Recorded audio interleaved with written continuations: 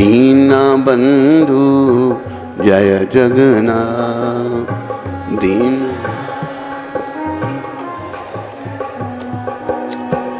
जय जय जय बलदेव।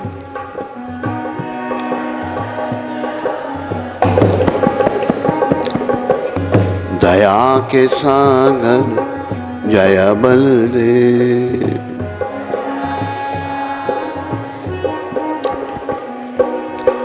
जय जय जय सुभद्रा। जय जय जय करुणामयी जय सुभद्रा।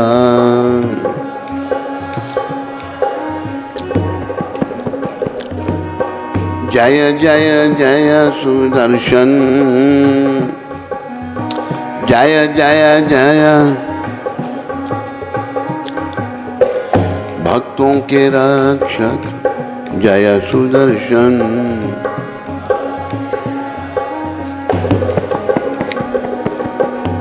हरे कृष्ण कृष्ण कृष्ण हरे हरे, हरे राम राम राम हरे हरे।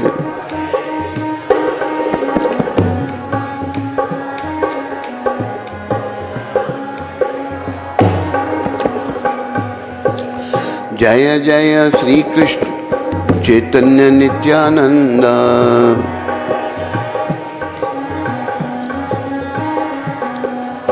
जय द्वैत चंद्र जय गौर भक्त वृंदा।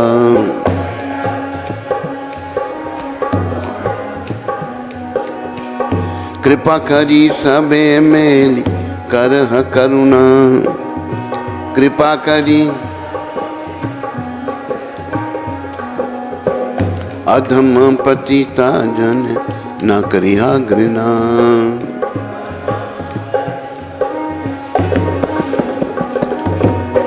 जय जय जय प्रभुपाद।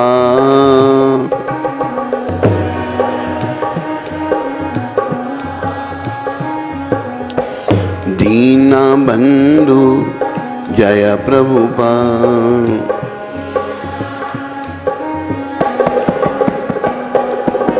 बोलो जगन्नाथ भगवान की, बोलो बलदेव भगवान की, बोलो सुभद्रा माता की, बोलो कृष्ण चैतन्य महाप्रभु की, बोलो नित्यानंद भगवान की, बोलो अद्वैताचार्य की, बोलो समस्त गौर भक्त वृंदों की, बोलो इन सब के देने वाले पतित पावन शिला प्रभुपाद की। आज प्रभुपाद कृपा विशेष करके और भगवान चैतन्य नित्यानंद अद्वैताचार्य पंचतत्व राधा कृष्ण जगन्नाथ बलदेव सुभद्रा माता की कृपा से आज हम जगन्नाथ कथा के 26वें दिन में प्रवेश कर रहे हैं। तो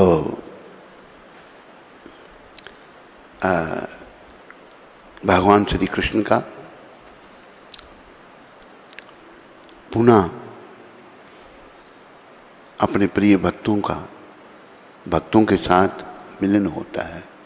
कुरुक्षेत्र में श्री कृष्ण तथा ब्रिजवासियों का पुनर्मिलन, ये प्रसंग चल रहा है। सूर्य ग्रहण के अवसर पर नारद मुनि, व्यासदेव, गौतम, यज्ञवल्क आदि हजारों लाखों ऋषि, महर्षि, ब्रह्मवादी, आत्मज्ञानी आदि महात्मा भी कुरुक्षेत्र में उपस्थित हुए।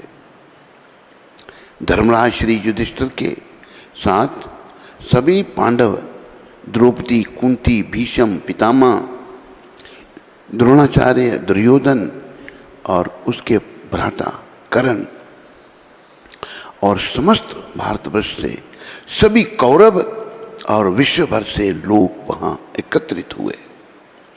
संपूर्ण विश्व के सभी राजा उस परम पवित्र ब्रह्म सरोवर में स्नान करने के लिए कुरुक्षेत्र पहुंचे और उस समय वहां 1 करोड़ से भी अधिक व्यक्ति इकट्ठे हुए थे। वहां दूर दूर तक हजारों की संख्या में तंबू की कतार लग गई थी। बहुत से सगे संबंधी श्री कृष्ण के दर्शन की लालसा से देवकी और वसुदेव के शिविर में एकत्रित हो गए। उनका शिविर इतना विशाल था कि हजारों की संख्या में लोग उसके भीतर बैठ सकते थे। धर्मराज युधिष्ठिर, अर्जुन, भीम, नकुल, सहदेव और द्रौपदी तथा उनकी माता कुंती सभी वहां उपस्थित थे। कुंती माता भी थी वहां पर। कुंती माता बड़ी महान माता हुई है, जिनके 5 पुत्र पांडु थे। वैसे तो 3 थे, पर ऐसा लगता सारे पांचों के पांचों कुंती माता के ही थे। इतना भ्रातृ प्रेम था। नकुल सहदेव जो थे वो कुंती माता के पुत्र नहीं थे, वो माधुरी के पुत्र थे। महाराजा पांडु की 2 पत्नियां थी, कुंती और माधुरी। सभी वहां उपस्थित थे। अपने भ्राता वसुदेव से मिलने पर कुंती उच्च स्वर में रोते हुए बोली, भैया, जब मेरे पुत्र को विष दिया गया तब मेरे पुत्रों को जलाने की चेष्टा की गई। ये दुष्टों ने किया ना पांडवों के साथ। और जब उनका राज्य, धन संपत्ति सब कुछ छीन लिया गया और जब हम भिखारियों के समान इधर उधर भटक रहे थे, उस समय आपने हमारी कोई सुध नहीं ली। वसुदेव जी को कह रही हैं, भाई भैया है ना उनके। दुर्योधन ने मेरे पुत्रों को धोखा दिया। उसने पांडवों को अपने ही राज्य से निकालकर द्रौपदी का उस सभा में चीरहरण करने का प्रयास किया। जहां धृतराष्ट्र, भीष्म पितामह और अन्य गुरुजन उपस्थित थे। आप तो मेरे भ्राता हैं, इसलिए आपको तो मुझे स्मरण करना चाहिए था और मेरी सहायता के लिए आना चाहिए था। ऐसे संकट की घड़ी में आप अपनी बहन को कैसे भूल गए। उच्च स्वर में रोते हुए उन्होंने अपने भ्राता वसुदेव जी का आलिंगन कर लिया तो वसुदेव जी भी रोने लगे, वो भी रोने लगे। कुंती देवी आगे बोली, भैया, संभवतः आप मुझे भूल गए हैं।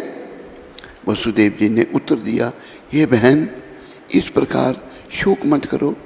ऐसा श्री भगवान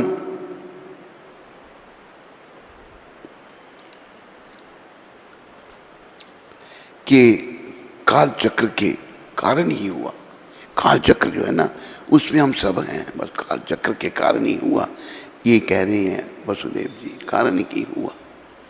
उस समय मैं और देवकी भी कंस के कारागार में बंद थे। देखो, भगवान को पाने के लिए जेल में भी जाना पड़ता है, कारागार में बंद थे और कंस हमें भीषण यातनाएं दे रहा था, कष्ट दे रहा था। कंस हमें निरंतर प्रताड़ित और अपमानित करता था। उसके सिपाहियों ने मुझे लोहे की जंजीरों में बांध रखा था। देखो, भगवान को पाने के लिए कितने कष्ट उठाने पड़ते हैं। केवल इतना ही नहीं, उसने हमारे 6 पुत्रों को हमारी गोद से छीनकर हमारे सामने ही चट्टान के ऊपर पटक पटक कर मार डाला। देखो दुष्ट कैसे होते हैं। सौभाग्यवश बलराम और कृष्ण बच गए। मैं स्वयं ही कारागार में बंदी था, इसलिए तुम्हारी सहायता ना कर सका।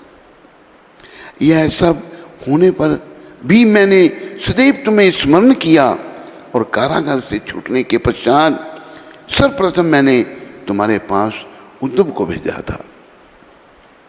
बहन, सब कुछ भगवान की इच्छा पर निर्भर है, याद रखो। भगवान की इच्छा से सब कुछ होता है। होए सोई जो राम रची राखा, को करी तर्क बढ़ावे साखा। वही होगा जो राम ने रचा है। और हम तर्क वितर्क क्या करें, हम तो बस भजन करें बस उनका।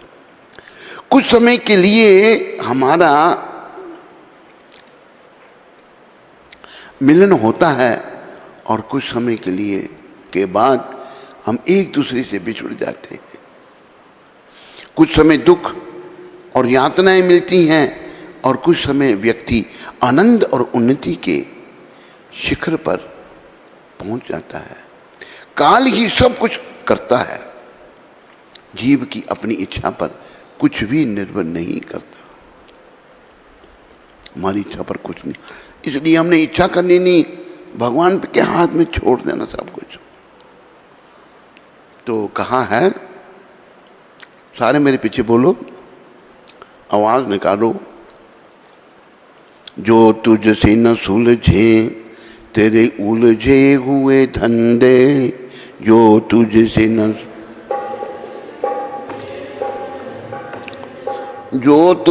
न सुलझे तेरे उलझे हुए धंधे,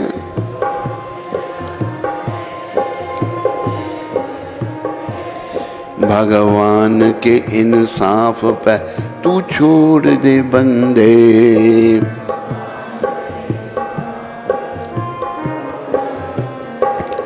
जो तू न कर सका वो भगवान करेगा।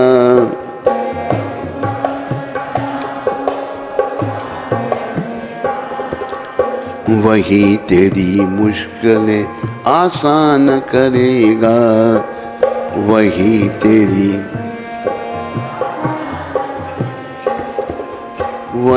तेरी मुश्किलें आसान करेगा।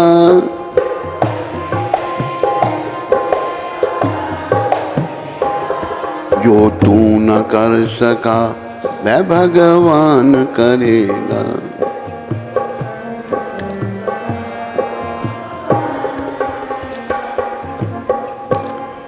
जीव की अपनी इच्छा पर कुछ भी निर्भर नहीं करता। अंग्रेजी में कहावत है, मैन प्रपोजेस गॉड डिस्पोजेस। आदमी प्लान बनाता है करना, भगवान उसको साफ करते नहीं होगा, जाओ। अभी देखो ये जो भारत देश है, कुछ लोगों ने कूटनीति से भारत की सत्ता को हथिया लिया और भारत को बर्बाद करने में लगे थे, क्योंकि वो सनातनी नहीं है, वो लोग मतावलंबी हैं, कलयुग के जो मतांतर हैं। देखो जो सनातनी नहीं है, जो भक्त नहीं है, उनको भक्त अच्छे नहीं लगते, उनको भक्तों को कष्ट ही देते हैं। ये हिस्ट्री है। ये प्रयास किया, 60 साल तक लगे रहे, लेकिन कृष्ण कृपा से रक्षा होती रही। उन्होंने हर प्रकार का प्रयास किया। अभी उन्होंने ये सोचा था अभी तो हम बर्बाद कर ही देंगे सब कुछ। 60 साल के बाद भगवान ने एक नया राजा भेज दिया, नया शासक भेज दिया, जो धर्मावलंबी या धर्म में मानता है, भगवान में मानता है। और उसने 60 साल की जो कुछ बुराइयां थी उनको वो समाप्त करने में लगा हुआ है। तो भगवान पर निर्भर होना है, भगवान के हाथ में अपने जीवन की डोरी सौंपनी है। एक मैं बात आपको और बताना चाहता हूं। कल ही हमने एक वीडियो देखा। देखो, सनातन के अनुसार किसी जीव की हिंसा नहीं करनी चाहिए। हर आत्मा परमात्मा की है, कर्मों के अनुसार वो उस योनि में है। तो हमारे कुछ भाई, हमारे ही भाई हैं जो भटके हुए भाई, यवन लोग, मुसलमान लोग, एक बैल को बांध रहे हैं। बैल ने इतनी बुरी तरह पछाड़ा जैसे उसमें भगवान ने प्रवेश कर दिया, शंकर भगवान ने प्रवेश कर दिया। जो उसको पकड़ रहा था उसको दबोच दिया, दूसरा है उसको लात मार के मारा, तीसरे को मारा और बुरी हालत कर दी बैल ने। तो देव शक्ति भी है भगवान की, जो बुरे कर्म करना चाहते हैं उनको ही भगवान छूट दे देते हैं। पर जब पाप का घड़ा भर जाता है वो फिर उछलने लगता है। जब तक भरा नहीं है तो फिर उछलता नहीं। तो भगवान जो है जीव की अपनी इच्छा पर कुछ भी निर्भर नहीं करता। अभी देखो कई लोग ऐसा सोचते थे कि हिंदू लोग जो है ना किसी दूसरे को हिंदू नहीं बनाते या सनातनी नहीं बनाते। उन्होंने कभी ऐसा सोचा था? कोई ऐसा होगा ही नहीं। लेकिन भगवान ने अपने भक्त को भेजकर इन्होंने जो ईसाई थे, जो मुसलमान थे, जो और दूसरे मतावलंबी थे, उन सबको सनातनी बना दिया, वैष्णव बना दिया। तो भगवान जो है वो सबको देख रहे हैं और उनके नियंत्रण में ही सब कुछ है। पर गलत करने वालों को ही वो मौका दे देते हैं, भाई करना चाहता है तो कर, पर इसका परिणाम अच्छा नहीं होगा।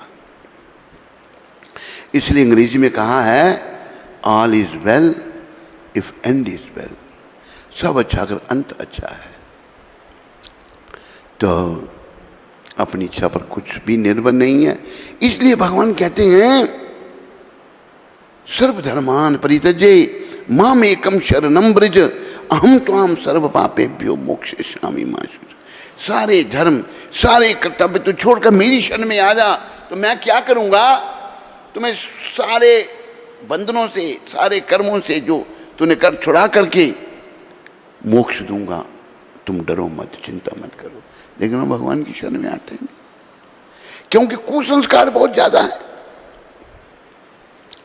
तो अब ये वसुदेव जी कह रहे हैं वो कैसी बहन तुम्हारी मैं रकम है, मैं खुद ही जेल में पड़ा था। अब तुम चिंता मत करो क्योंकि अब मैं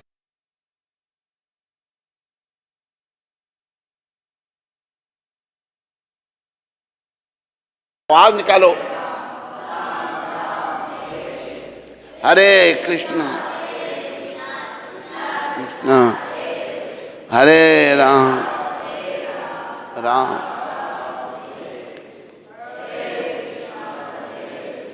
कृष्णा कृष्णा। जोर से बोलो सारे।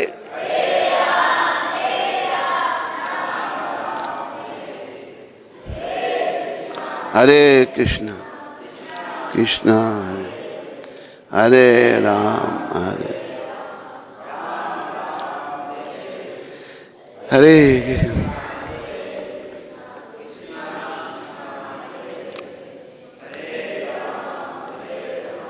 राम राम हरे कृष्ण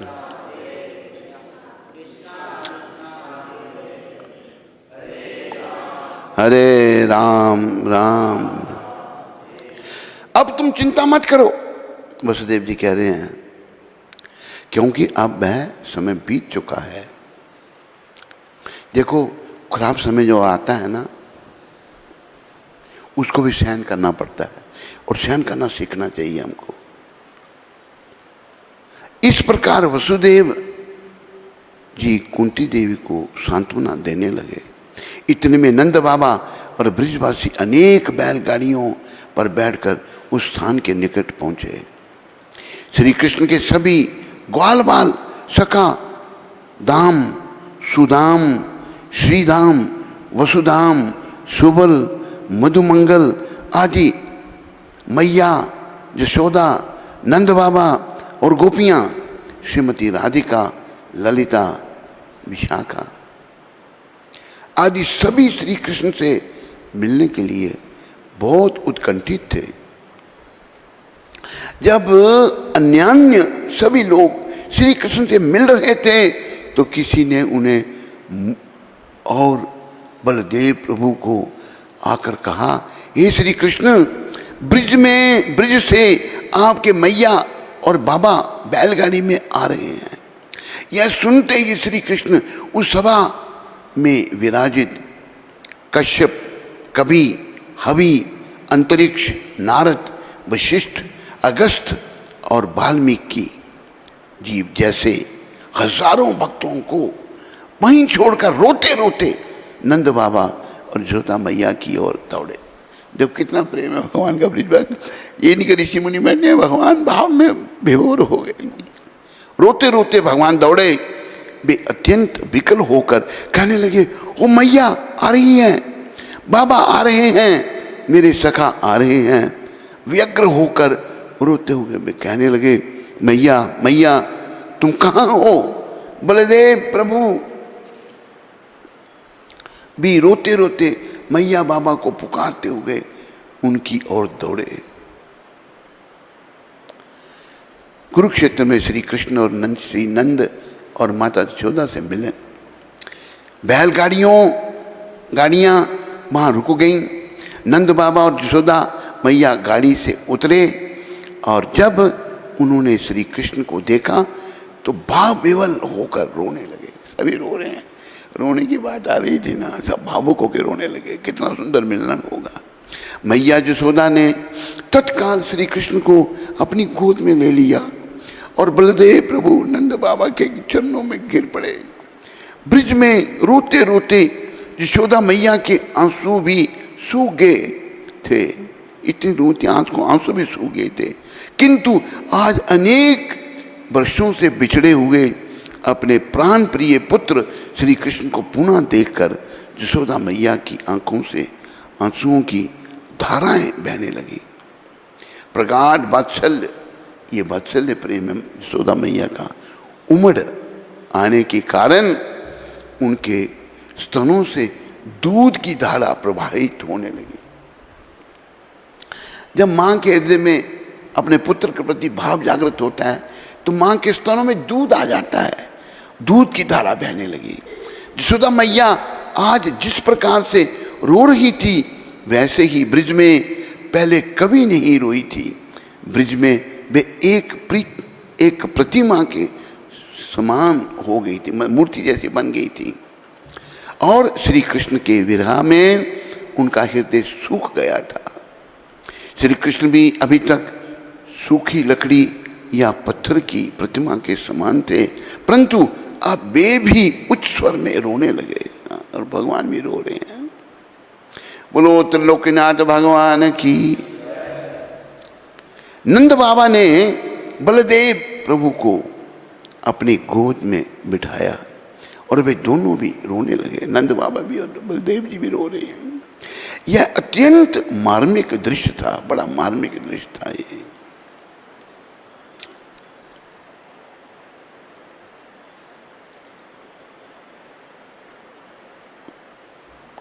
श्री कृष्ण रोते रोते मैया मैया पुकारने लगे।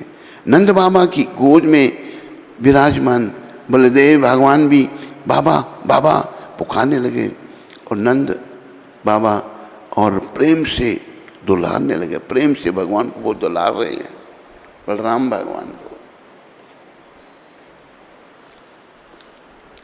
श्री कृष्ण के पीछे पीछे वसुदेव जी, देवकी तथा रोहिणी मैया भी वहां पहुंची और वे सभी इस मार्मिक दृश्य को देखने लगे।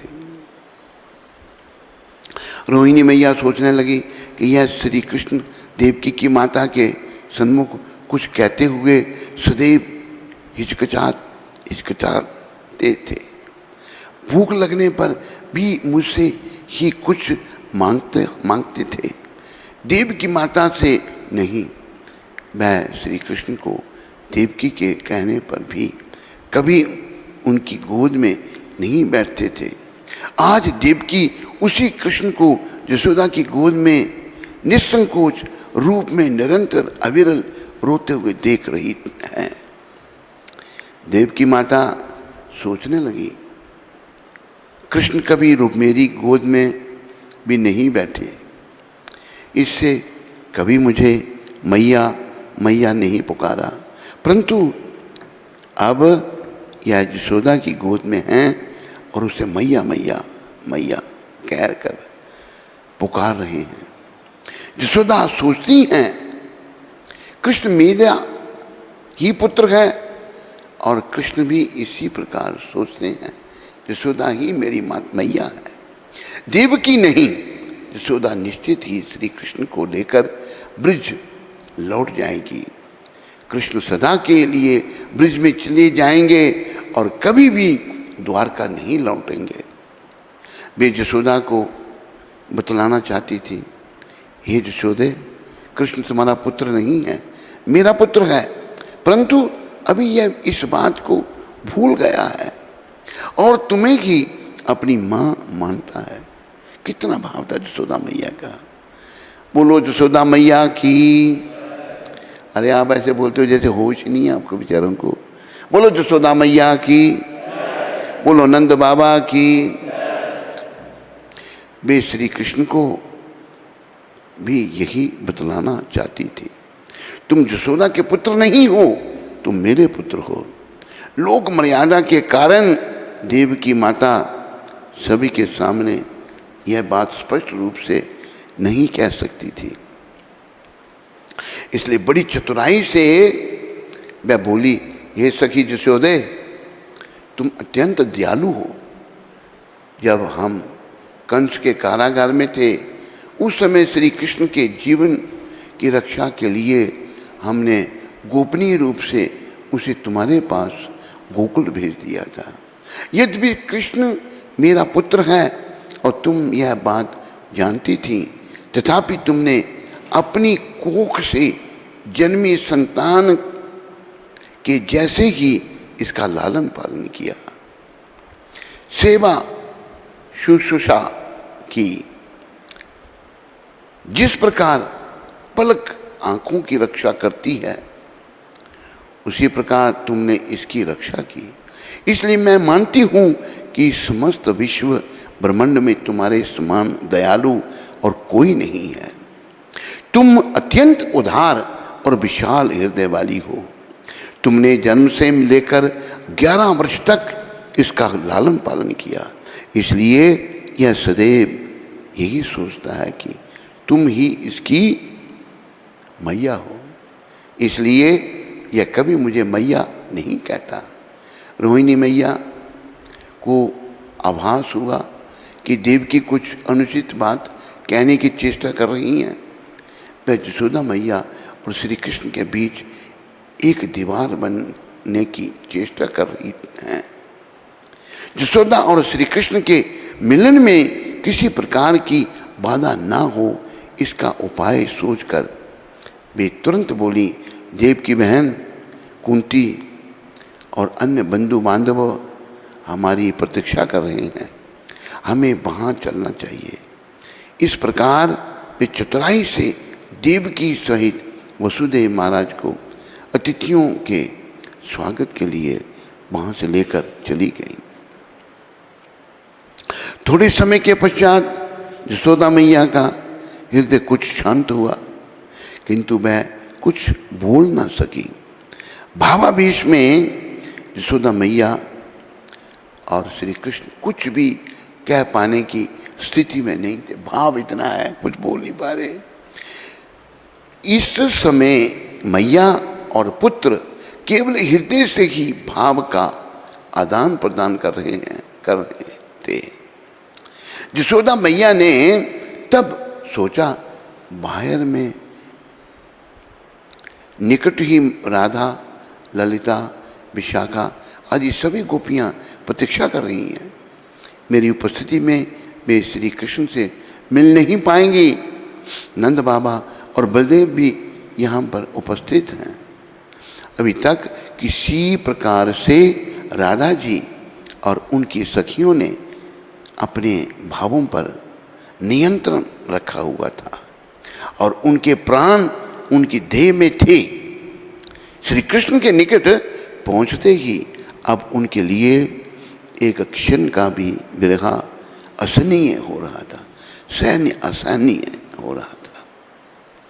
वे अपने प्राण त्यागने वाली ही थी। अत्यंत दयालु और कृपामयी मैया जसोदा ने सोचा कि यदि तत्काल ही इन्हें श्री कृष्ण से भेंट करने का अवसर नहीं मिला तो ये प्राण धारण नहीं कर सकेंगे। मुझे चतुराई से इन्हें सभी को यहाँ से कहीं और भेज देना चाहिए, जिससे कि गोपियाँ निसंकोच श्री कृष्ण से मिल सकें। यदि मैंने विलंब किया तो वे सबकी सब प्राण त्याग देंगी, क्योंकि वे इस विरह को और अधिक सहन नहीं कर सकती। धन्य है गोपियाँ, धन्य है राधा। ये कितना भाव है, भाव में प्राण ही त्याग सकती हैं वो, यही स्थिति थी। यशोदा मैया कह रही हैं। यह सोचकर यशोदा मैया ने बलदेव जी का हाथ पकड़ लिया और नंद बाबा और की ओर देखते हुए बोली, हमें औरों से भी भेंट करनी चाहिए। बलदेव प्रभु यशोदा मैया के इस इंगित को समझ गए और उन्होंने सोचा मेरी उपस्थिति में गोपियाँ यहाँ नहीं आएंगी, और शीघ्र ही मैया बाबा के साथ वे भी वहाँ से चले गए। यशोदा मैया ने देवकी माता का आलिंगन किया।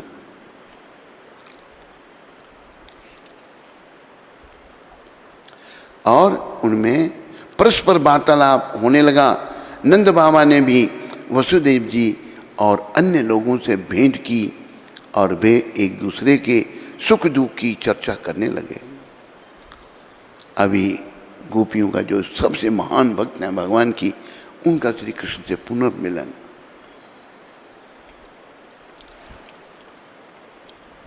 गोपियां श्री कृष्ण से मिलने के लिए बहुत आतुर और अधीर हो रही थी और उनके प्राण निकलने वाले ही थे।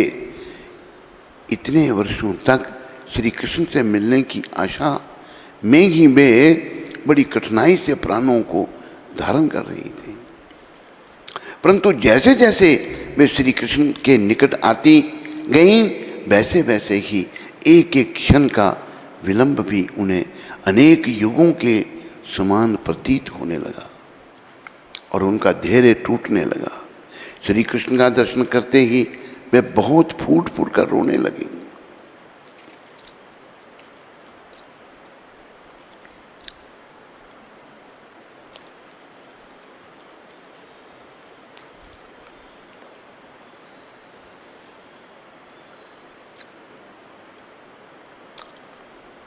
तो एक भजन यहाँ आ रहा है,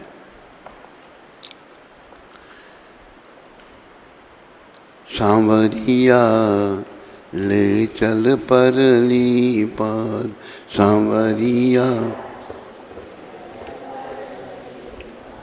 कन्हैया ले चल परली पार,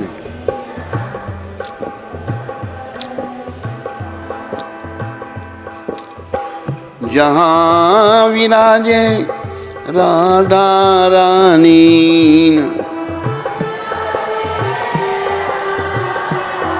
मेरी अलबेली सरकार, सांवरिया ले चल परली पार।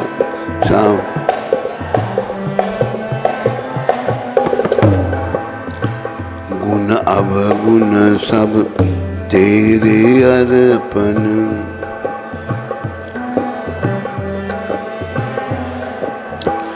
पाप पुण्य सब तेरे अर्पण,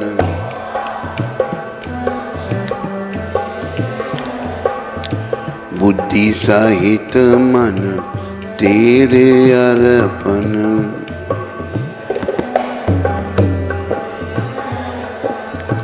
मैं तेरे चरणों की दासी, मैं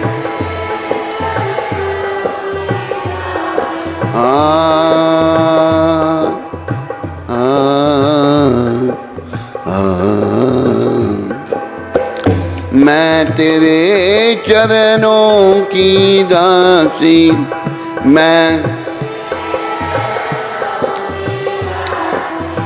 मेरे प्राणाधार, सांवरिया ले चल परली पार,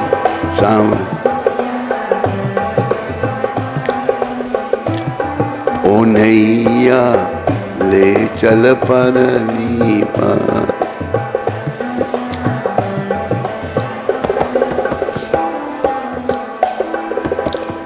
तेरी आस लगा बैठी हूँ,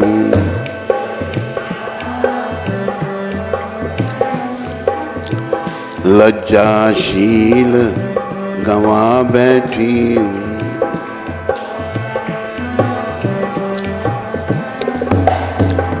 आंखें खूब पका बैठी हूँ।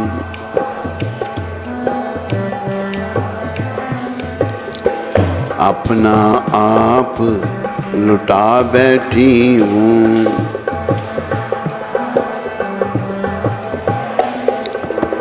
सांवरिया मैं तेरी रागनी,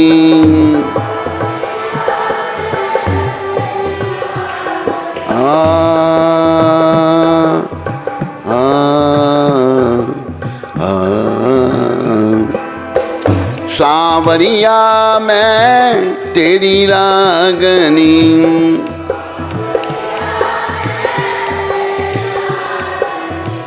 तू मेरा मल्हार सांवरिया, ले चल परली पार सांवरी।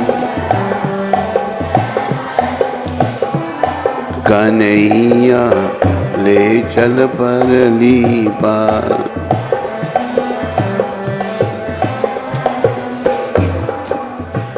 जग की कुछ परवाह नहीं है,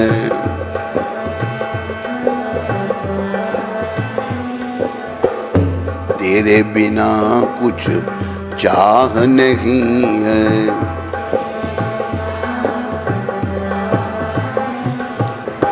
कोई सूझती राह नहीं है।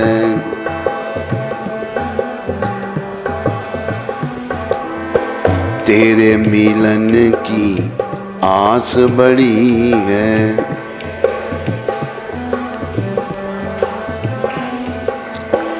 मेरे प्रीतम मेरे माझी,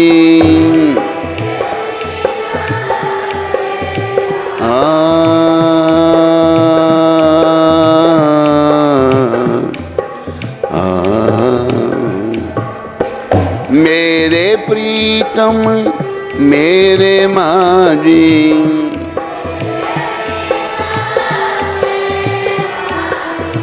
कर दो बेड़ा पार सांवरिया, ले चल परली पार।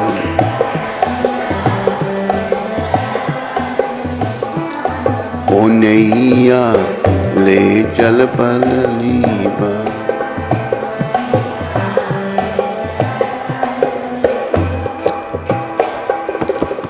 आनंद घन यहाँ बरस रहा है।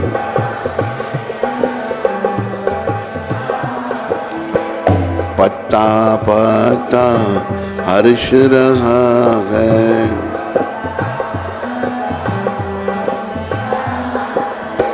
हरि बेचारा तरस रहा है।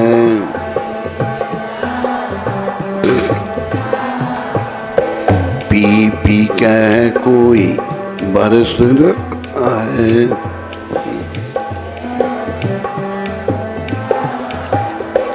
बहुत हुई अब हार गई मैं, बहुत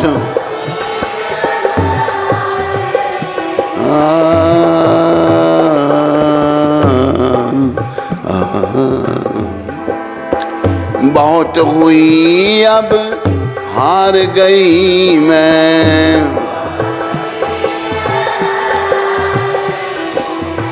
मेरे प्राणाधार सांवरिया, ले चल परली पार।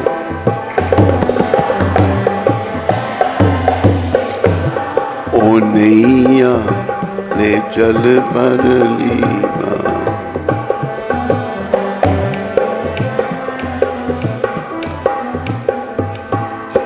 बोलो मोर मुकुट बंसी वाले की, बोलो कृष्णचंद्र भगवान की जय। ऐसा रोना तो श्री कृष्ण के विरह में ब्रिज में भी कभी नहीं हुआ था। वर्षों से श्री कृष्ण से मिलन की प्रतीक्षा कर रही गोपियों का अभीष्ट आज पूर्ण हो रहा है। गोपीयश कृष्णाम उपलभ्य चिरादभिष्टम प्रत्यक्षणे दृश्यशु पक्षम कृतम शप्यन्ति दृग्वीर हृदय कृतमलम परिरम्य सर्वस्ता भावम पुरपी नित्ययुजाम दुरापम। श्रीमद् भागवत में 10वें स्कंद के 82वें अध्याय और 39वें श्लोक में यह वर्णन है। जब गोपियां अपने प्रीतम श्री कृष्ण का दर्शन करती थीं तो पलकों के गिरने से उनके दर्शन में व्यवधान होने पर सृष्टिकर्ता ब्रह्मा को मूर्ख कहकर उनकी भर्त्सना करती की। उन्होंने उनकी आंखों पर पलक क्यों रखी, पलक क्यों बनाई? इतने वर्षों के विरह के उपरांत अब गोपियों ने अपने नेत्रों के द्वारा श्री कृष्ण को अपने हृदय में ले जाकर प्रगाढ़ आलिंगन किया। उस मिलन के आनंद सिंदूर में भी ऐसी निमग्न हो गई जैसे निमग्नता बड़े बड़े योगियों के लिए भी संभव नहीं है। गोपी ने, विशेषकर श्री राधा जी ने अपने हृदय में श्री कृष्ण का प्रगाढ़ आलिंगन की कर ऐसे अनुभव किया मानो वे दोनों एक हो गए हों। वे श्री कृष्ण से कुछ कहना चाहती थी परंतु उनका गला रुंध हो गया था और वे कुछ भी बोलने में असमर्थ हो गई। श्री कृष्ण भी गोपियों को देखकर अधीर होकर रोने लगे। बोलो कृष्णचंद्र भगवान की, बोलो राधा कृष्ण भगवान की। कुछ देर के पश्चात धैर्य धारण कर श्री कृष्ण ने गोपियों की ऐसी दशा के लिए स्वयं को दोषी मानते हुए, भगवान अपने आप को दोषी मान रहे हैं कि मैंने गोपियों की ये दशा कर दी, उनसे कहा, हे गोपियों, मेरी सखियों, तुम मेरे प्राणों की भी प्राण हो। तुमने मेरे वियोग का बहुत दुख सहन किया है। तुमने मेरे लिए अपना सर्वस्व त्याग दिया है। अपने पति, ग्रह, गुरुजनों का भय और यहाँ तक कि तुमने अपने दुस्तज्य आर्य धर्म का भी परित्याग किया है। परंतु मैं तुम्हारा त्याग कर दूर चला गया। तुम मुझे निष्ठुर और अकृतज्ञ समझती होंगी परंतु यह सत्य नहीं है। मैं सदा तुम्हें स्मरण करता रहा और एक क्षण के लिए भी तुम्हें नहीं भूला। मैंने तुम्हें बहुत कष्ट दिया है, इसके लिए मुझे क्षमा कर दो। देखो भगवान गोपियों के कितने ऋणी हैं, कितने भाव है गोपियों के। बोलो कृष्णचंद्र भगवान की। कृष्ण गोविंद गोविंद गोपाल नंद लाल, कृष्ण गोविंद गोविंद गोपाल नंद लाल, कृष्ण गोविंद।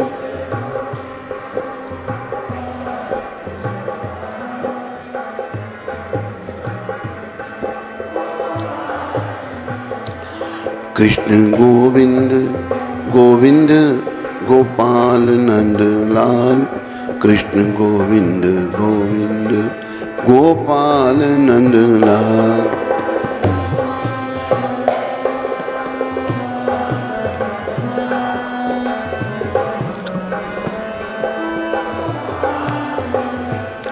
कृष्ण गोविंद गोविंद गोपाल नंदलाल कृष्ण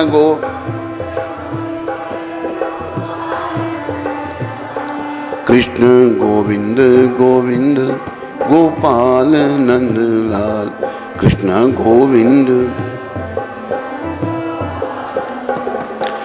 कृष्ण गोविंद गोविंद गोपाल नंदलाल कृष्ण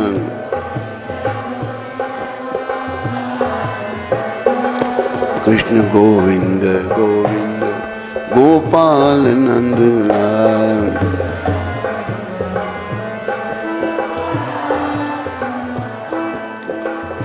गोविंद बोलो हरि गोपाल बोलो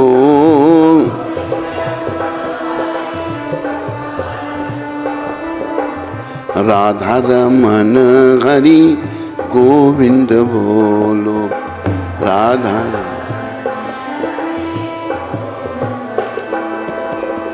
गोविंद बोलो गोविंद बोलो गोपाल बोलो गोविंद बोलो गोपाल बोलो।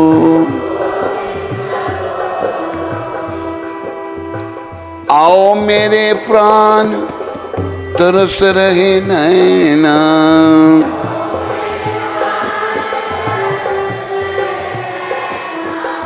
तरस रहे नैना बरस रहे नैना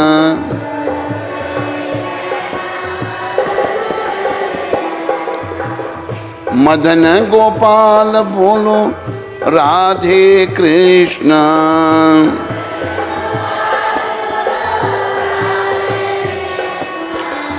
गोपियों के गोपाल राधे कृष्ण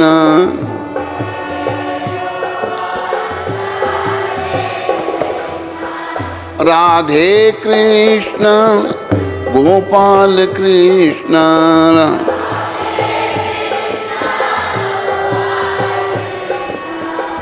गोपियों के गोपाल राधे कृष्ण गोपियों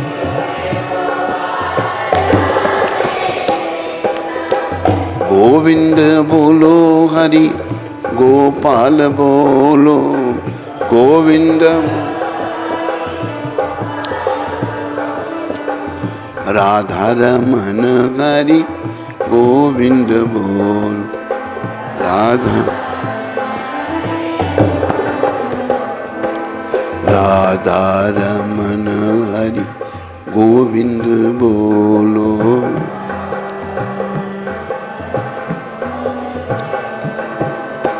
गोविंद बोलो गोपाल बोलो गोविंद बोलो गोविंद बोलो गोपाल बोलो गोविंद बोलो गोविंद बोलो गोविंद बोलो। बोलो राधा गोविंद भगवान की बोलो गोपियों के गोपाल भगवान की। गोपियों के मिलन के साथ बड़ा दिव्य मिलन है। देखो इस बात को ध्यान में रखो, गोपियों का जो संबंध है भगवान श्री कृष्ण के साथ, उस साधारण स्त्री पुरुष के संबंध की तरह नहीं है। ये दिव्य अति दिव्य है, जिसको हम तभी समझ पाएंगे जब हमारे पत्थर हृदय पिघल जाएंगे भक्ति माता के द्वारा, भगवान का नाम लेने के द्वारा। आंखों के माध्यम से जो हृदय में गंदगी है सब बाहर निकल जाएगी और हमारे हृदय निर्मल हो जाएंगे। निर्मल मन जन सोई मोहे पावा, मोहे कपट छल छिद्र न भावा। भगवान कहते हैं जिसका मन निर्मल है वो ही मुझे पा सकता है, जिसके मन में छल कपट छिद्र है वो मुझे नहीं पा सकता। याद रखो, हमारे मन छल कपट छिद्र से भरे पड़े हैं। हम सब अपने अंदर झांक के देखें, छल कपट को कृष्ण कृपा से, राधा कृपा से, गोपियों की कृपा से, गौर कृपा से, नित्यानंद, अद्वैताचार्य, गदाधर, श्रीवास ठाकुर, समस्त गौर भक्त वृंदों की कृपा से, प्रभुपाद कृपा से उस छल कपट को बाहर निकालने का प्रयास करें, ताकि अच्छे संस्कार जागृत हो जाएं, कुसंस्कार समाप्त हो जाएं। बोलो अच्छे संस्कारों की, बोलो भक्त और भगवान की।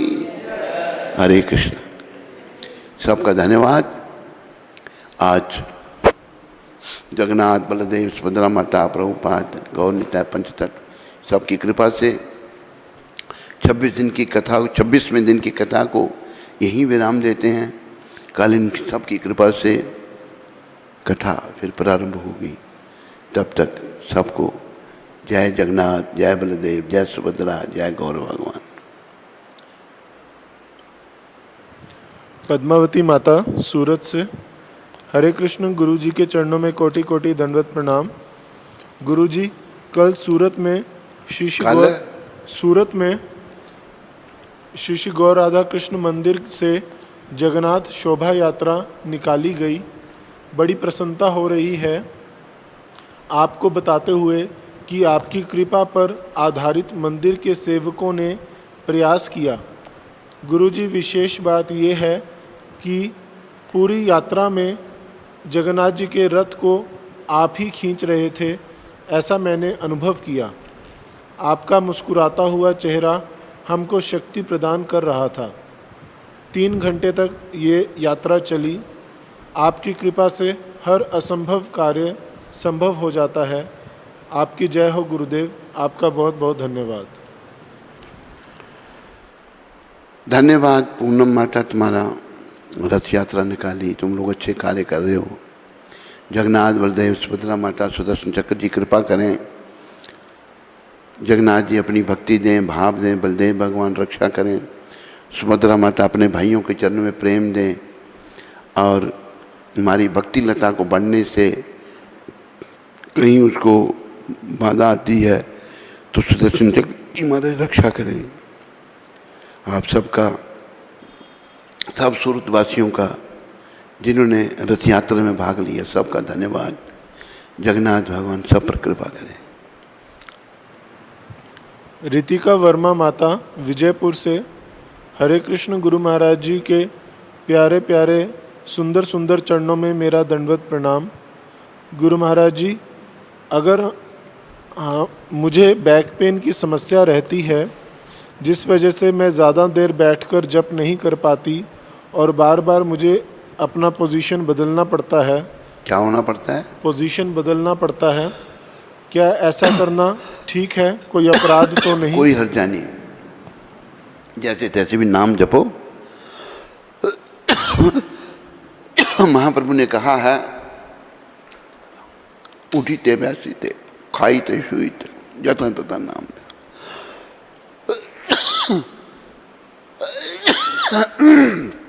जैसे भी नाम लें लाभ होगा।